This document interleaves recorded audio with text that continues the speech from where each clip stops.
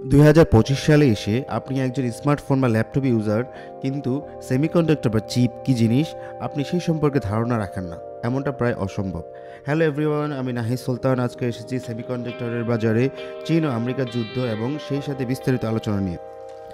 Semiconductor বা chip হলো silicon দিয়ে এক্সট্রিম আল্ট্রাভায়োলেট রশ্মি দিয়ে তৈরি এক ধরনের ইলেকট্রনিক কম্পোনেন্ট, যা দ্বারা স্মার্টফোন, ল্যাপটপ এমনকি যে কোনো ইলেকট্রিক ডিভাইসের সেন্ট্রাল প্রসেসিং ইউনিট, যা দ্বারা ইলেকট্রিক ডিভাইসের পরিচালনা বা করাকে সহজতর করা হয়।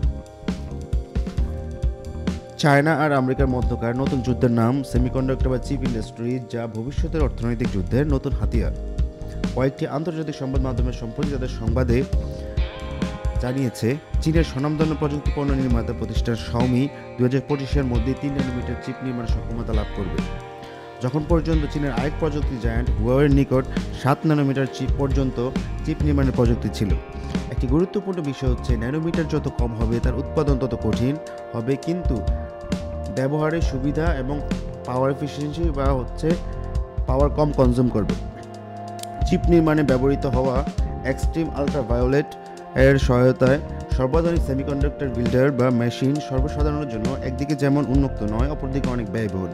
আর প্রযুক্তির এই সেগমেন্টে কয়েক বছর ধরে রাজত্ব করছে ASML, যা একটি নেদারল্যান্ড ভিত্তিক কোম্পানি এবং যার প্রযুক্তির সহায়তায় রয়েছে স্বয়ং আমেরিকা। আর ASML এর তৈরি এই মেশিন ছাড়া চিপ তৈরি প্রায় অনেকটাই অসম্ভব।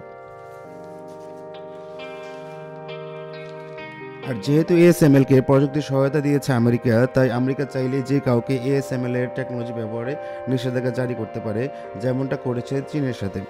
উল্লেখ্য, TSMC, Foxconn, AMD, Intel, MediaTek সহ বিভিন্ন চিপ নির্মাতা প্রতিষ্ঠান ASML টেকনোলজি ব্যবহার করে থাকে।